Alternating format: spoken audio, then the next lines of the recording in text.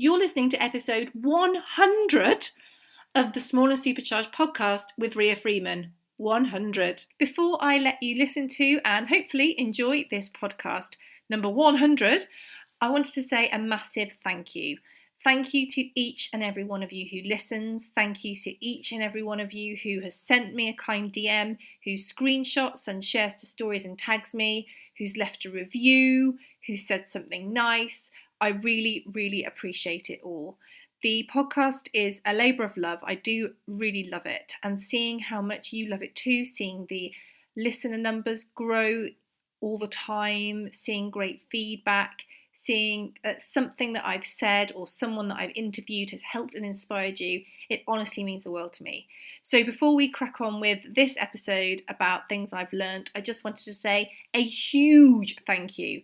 I would give you a hug. It's going to be a virtual hug because I can't hug you all because, you know, we've all got lives to lead, and also we're currently on a social distancing lockdown. But thank you so much. I really appreciate every single one of you, and I look forward to seeing who's listening to this episode too. If you'd like to screenshot and share to stories, I would, as always, be crazy grateful. I hope you love the episode. I'm proud of this little podcast, and I thought I'd share a few things that I've learnt from recording 100 of them. Just in case either you fancied doing one, because podcasts are a really big thing now, or just to really understand a little bit more about behind the scenes. Because I know in a previous episode that I'm going to put in the show notes, I did what rocks and sucks about Facebook groups. And even for people who don't run Facebook groups, I think it was a good episode because it lifted a lid on what it's like to do that. And equally with this one, about things I've learned from 100 podcast episodes. Some of them will be quite funny as well, I think. I would tell you how many there are, but I've got 2 post-it notes with tiny writing on, so I'm just going to crack on. So the first one, now they're a mixture of kind of good and bad, because I should have really done this in a logical fashion, but I haven't, so we're just going to crack on just as we do. So the first thing is they are flipping hard work. And I mean that in, like, it's not manual labour, obviously. I'm chatting to a microphone in my warm office. So it's not hard work in the terms of, you know, manual labour at all. But it is hard work being consistent, I guess. It's hard work coming up with the ideas, organising the interviews. And I mean hard work, I love it. But it's not just like you think, oh, I'd like to interview such and such. Some people have got systems where you have to book in through an online calendar if you get through, if you're allowed to speak to them.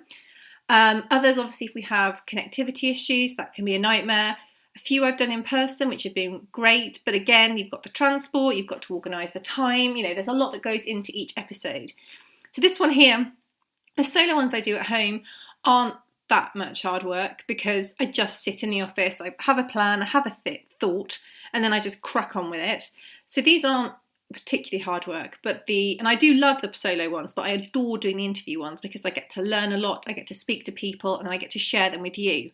And organising that can sometimes be quite tricky because everyone's got busy lives, and making sure that everyone's schedules align with your schedules, and also from my point of view, making sure that aligns when I have got childcare or when the children are at nursery, or it doesn't interfere with any coaching work I've got, or any of my commitments to my membership groups.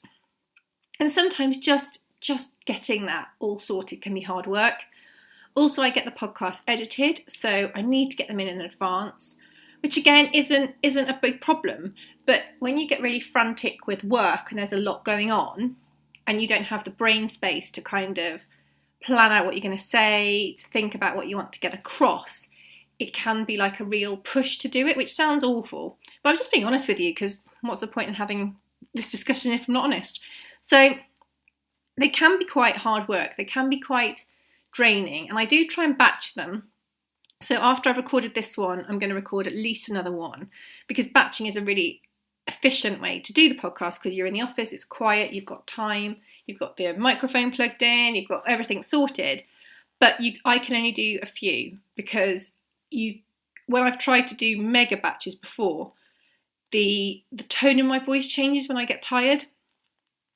And then when I listen to it back, I know that I'm just tired, but I don't want people to think that I sound kind of sniffy or uninterested, because that's so not the case. It's just if I've done, I think when I got to 5, I think it was actually, what was it? I think I tried to do 5 in one day, and it was a bit much. It just hurt my brain really, because even though the planning that I do is probably not to the same degree as some other podcasters, and I know for a fact it isn't, it's still quite a lot to think about, as you're plotting and planning it in my head.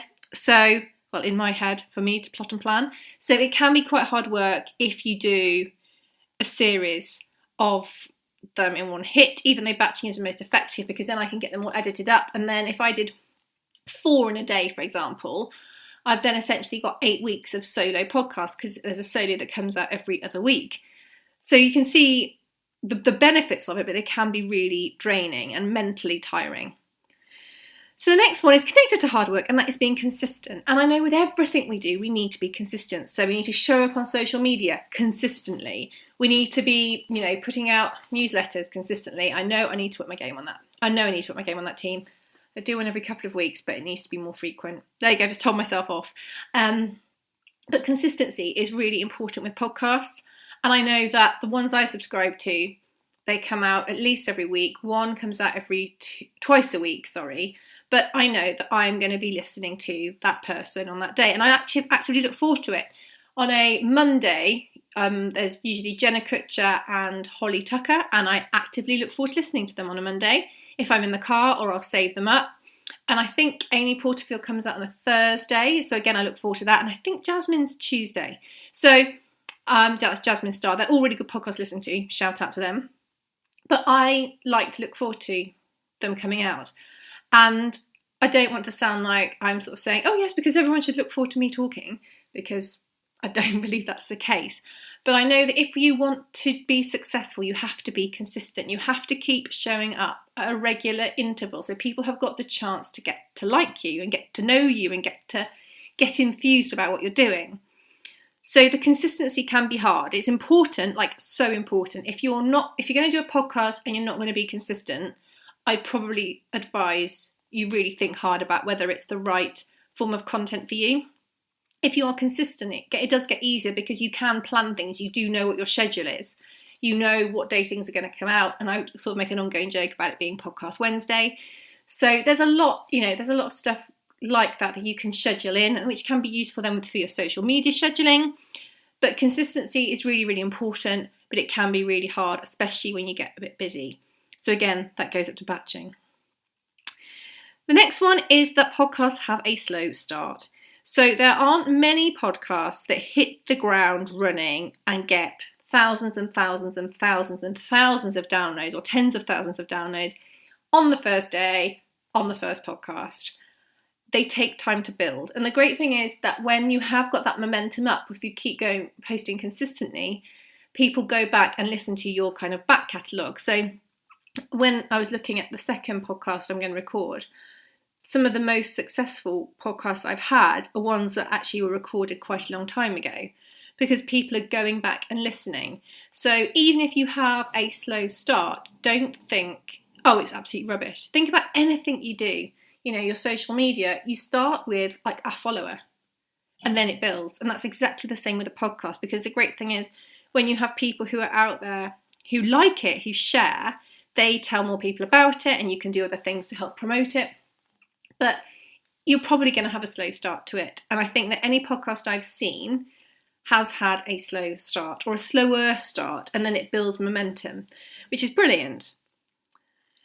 I think the next thing is that a lot of people think podcasting is easy. It's definitely a new trend, and some people have been doing it for quite a long time. But I've seen a real surge in people starting podcasts recently, which isn't a bad thing at all, because if we can get more people into podcasts, it'll do better for everybody. So I'm very pro that.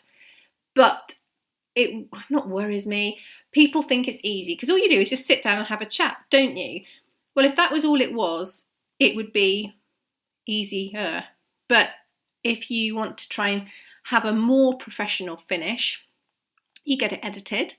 You think about your intro, and don't get me wrong, I'm saying this from a point of, I want to review my intro, I want to review lots of different things. I'm not the finished article here. I'm just sharing the stuff I've learned after 100 episodes. So don't think I'm telling you these things because I'm superior and I know all about this and my podcast's the best in the world. I'm really, really proud of it and how far it's come, but it's got a long way to go. So people think it's easy, and that's fine, but it isn't. There are things, and even like getting your hosting for the podcast sorted isn't a 5-minute job. Getting it listed in the different places, not a 5-minute job. Thinking about your intro music and making sure you can use it. Thinking about your actual intro, thinking about how you record, all of these things they're not difficult, but they need learning. And obviously when you've learnt them, you've done them a few times, it gets a lot easier. But I'm not saying that podcasts are really, really hard to produce, but they're not as easy as I think some people think. So but then to be honest, is there anything in life that doesn't fit that? I mean, probably not. Social media is easy, but if you're looking at somebody who's got millions followers and they're posting like a few times a week and you're going, well, it's that easy. It's not that easy. It's that easy because they've been doing it for that long and they know what they're doing, which I guess is exactly the same as this. So the next one is that some people will promote it more than others. So that means sometimes you have amazing fans and followers. Thank you so much if you're listening. I genuinely appreciate it. I'm going to give you even more of a shout out shortly. But also some of your guests will promote it more than others. Now, this isn't always a bad thing because people bring different things to a podcast. So some people will bring, everyone brings their expertise. The point of being on a podcast the point of being on my podcast when I ask people is to share something, share an insight, share some knowledge, share an experience, share something that other people will find interesting and potentially learn from. That's what my podcast is all about to me. But what I mean is that some people will go, oh my God, I've been on the podcast, and they will splash it everywhere, or they'll share your post from Instagram. They'll talk about it. They'll do a little Instagram story about it. They'll promote the quote that you pull out. They'll really push it, which is amazing. They're the dream, and others won't. And it's not negative about the people that don't necessarily. But I absolutely know that the ones who have done better are the ones who have promoted it. In terms of the ones who have got the most views are the ones who have pushed it and promoted it. And obviously, as a podcaster, when you're paying to get it edited, because I don't edit my own podcasts, you want it to do a job. You want it to get into as many people's ears as possible. And therefore, when you work with people, you want them to promote it. And it doesn't have to be like taking over their feeds and being all they talk about, but share to stories, a chat about it on stories, sharing a grid post, or putting up a post that completely their own that just talks about the fact that the podcast exists is really, really valuable. And I think moving forward, that will be more and more important to me because I want the podcast to carry on growing. It's really important to me that it grows. And there's a few ways that I'm working on getting it to grow, but one of those is making sure that more people know it exists. And that requires the people who are on it to share. And again, it doesn't mean they have to share everything, but share every 5 seconds. But I think it's a really good lesson in that it's great having people with huge, enormous followings. But sometimes, and this doesn't mean that if you have a big following, you're not good at sharing at all. But it's saying that if you were looking at who to have on a podcast, you might opt for the largest person always, with the biggest following, because surely that's going to be better for you. But the key bit of that story is, yes, if they share. Whereas if they don't share, actually, it's great because it gives you credibility, but it doesn't get you the reach in the way you perhaps expect. Whereas if you have somebody with a smaller following that shares the heck out of it and is so excited that they've been on and is really enthusiastic, that's likely to get you more everything really, more reach, more engagement, more interaction, all the things that you really want from a podcast. Now, the next thing I'm going to talk about is numbers and not to obsess about them. It's what I've learned. So when I started the podcast, which was now, it's 100 episodes in, but because I did Podmas, I did 24 episodes in a very short space of time. So I think I'm going about 18 months now.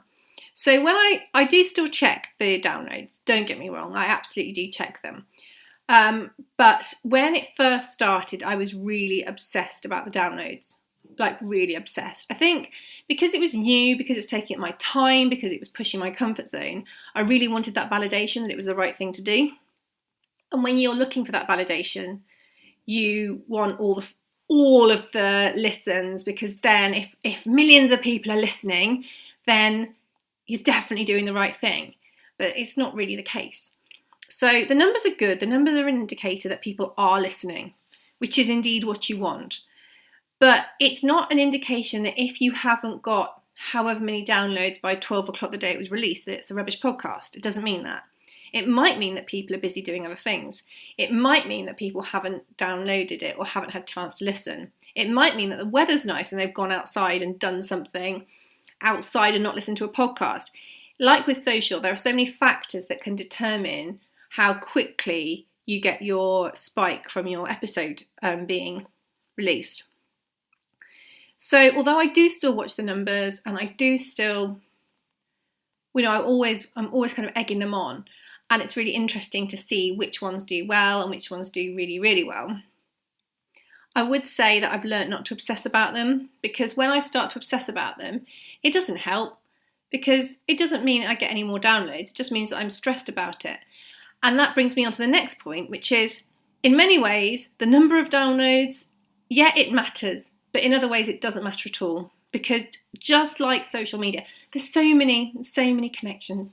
Just like social media, what I want people to listen who are interested, who want to hear what I've got to say, who want to hear what the people I interview have got to say, who get enthusiastic about the podcast, who are excited when the next episode gets released, who screenshot, share to stories and tag me and potentially the person I'm interviewing. It's a little hint there, if you fancy doing that on this one, I'd be very, very grateful, which is great. And they're the people that I want. They're the people that I need to listen, because they're the people who are likely to follow me on social media or come along to a live event or join a group or be a valuable member of my community. And I don't mean that necessarily in a way that they pay me money. I mean a fan, a cheerleader, like I am to, not like a kind of because I'm so great, but you know what I mean? Someone who is on your side, who is willing you on, who is supportive. That's what we want. And you don't need millions of people to do that at all. So again, like with social, I feel like that should be the kind of the title for this one. Not all listens are created equal. I'd bet money that there's a way you can twist your figures if you look for it and get people to download en masse. I don't know. It's not something I'd ever do, because it's no value to me if people are downloading it and not listening. It's not an accurate representation of how many people are listening, is it? It's just how many people have downloaded it, or as in, if it's something that's forced, it's not an accurate representation of which podcast episodes are good or which ones people really like or anything like that, which is a bit of a waste of everyone's time, in my opinion.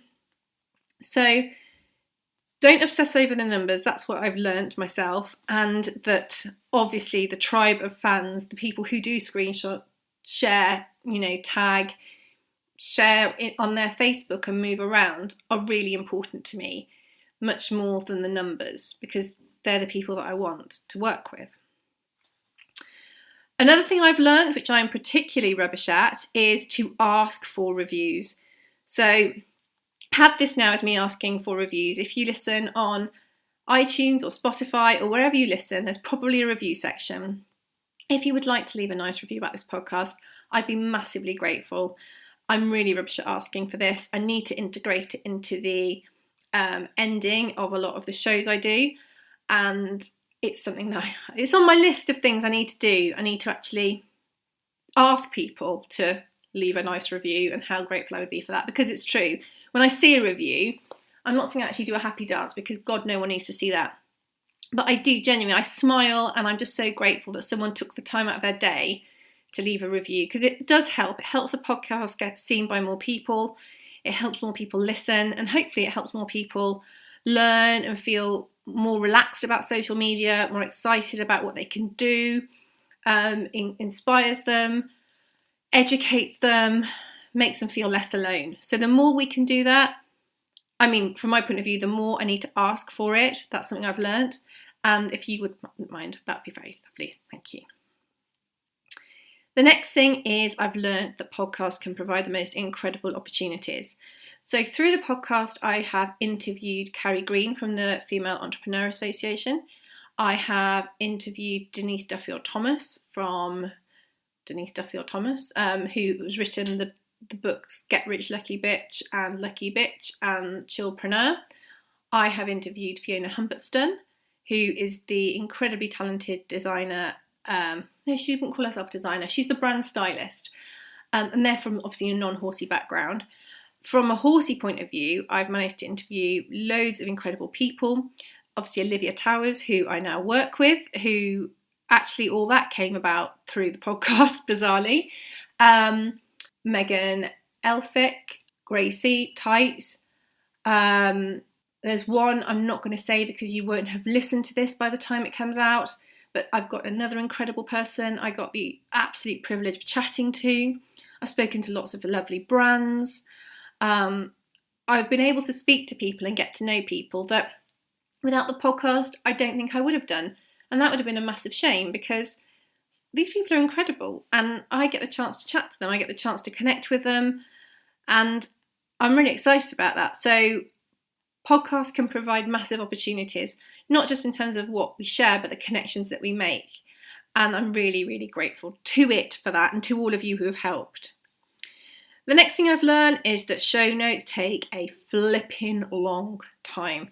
I am sure there is a way to do them which takes less time, but what I do every week is I put the podcast on because I like to listen to it before I upload it, and as it's playing I write the show notes. So writing the show notes, the first draft will take me as long as it takes to listen to the episode of the podcast. So I write a draft and then I upload, so that goes onto my website, and then I put all the information to the hosting site, the hosting platform. So I put the description for iTunes, the short description and the social media description, and it takes ages. It's worth it, but God, it takes ages. And I didn't think it would take that long because I can write blogs really quickly, but I don't know what happens, but the doing the show notes takes an age. I think putting the links in and everything as well, it takes a long time. But you know, what you're going to do.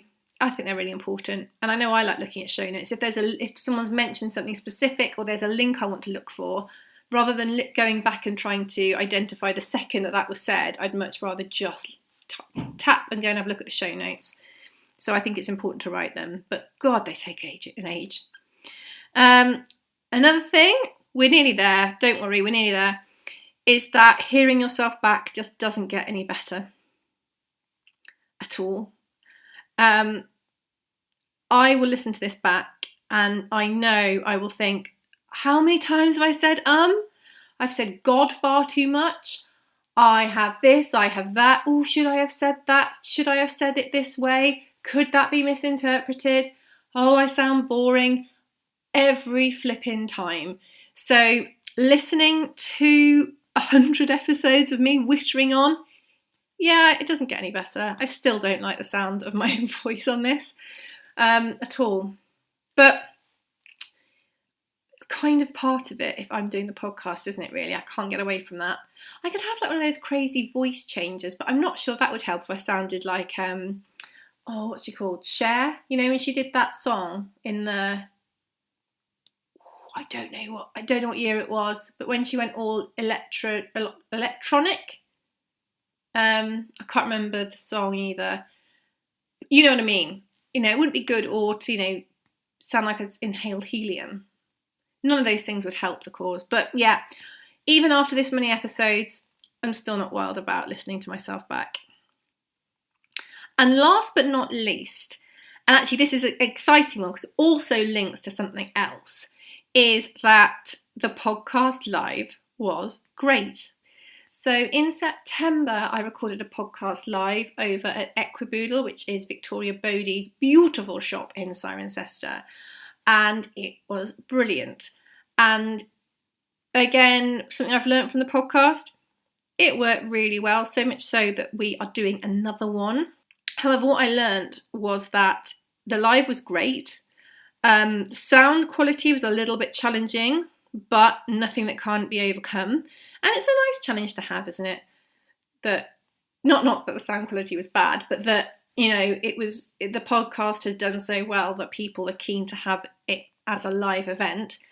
And my biggest worry is the sound. So it's not the biggest problem. But it was brilliant. It was so lovely as well to see people in real life who really love the podcast and who had driven, some people had driven quite a way to come and be part of it, which was just so lovely. We had some beautiful brownies from Coco May, which were delicious, which they kind of gave. Obviously, Victoria kindly let us use the shop. So the live was incredible, and without the podcast, it would probably taken me a lot longer to get to hosting a live event. But through doing it, I learned an awful lot. I learned that I could do live events. I learned how much fun they were. I learned that actually they don't have to be that stressful. That helps that Vic and Ginny are just diamonds. They're like, no, it's fine. Anything was just sort of done. But yeah, it was a really lovely thing. And I was really on a high for quite a long time after doing that. I don't know why it's taken me so long to do the next one. But yes. So, they are some things I've learned from doing 100 podcasts. And I hope you found them helpful. As I said, I wanted to share because A, you might be thinking of starting a podcast. And if you do, absolutely good luck with that. But also I think it's good to share what goes on behind these things because people can see something like the podcast and go, oh, that looks easy, that looks fun. It is fun, but it's not easy. It is a lot of hard work, as everything that's worth doing is. But I also felt it was important to be honest and to share because if you're doing it, going on with the facts. You know, all these things are, anything negative is overcomeable and anything positive is a thing to get really excited about. But if we're not honest about what we're up to, then how are we going to learn, hey? How are other people going to learn? If you'd like a little bit more support with anything you're doing, there's the free Small and Supercharged group, but there's also now a new extra group, which I'm very excited about. So this group has been created to help provide a little bit more support to people who don't want to or can't get into the mastermind group, but just want a little more social media support. So each month there is a downloadable PDF cheat sheet, there is a challenge in the group, there's a lovely community, there's a monthly live, and as the group grows, extra things will be added. And if you enrol before the end of March 2020, it will be just £15 a month. If you enrol after that, it will go up a little bit. Hopefully you'll listen to this and go, yeah, I'll get on board with that. And that's £15 a month. So if you go to my website and go to the drop down if you go to the work with me drop down, there we go, got there in the end, you will find the extra information in there. There's a PayPal link which does a recurring payment, and then underneath that there is a link to the Facebook group. Make sure you join the Facebook group. That is where the content is released each month. Thanks so much for joining me. Catch you very soon. Take care.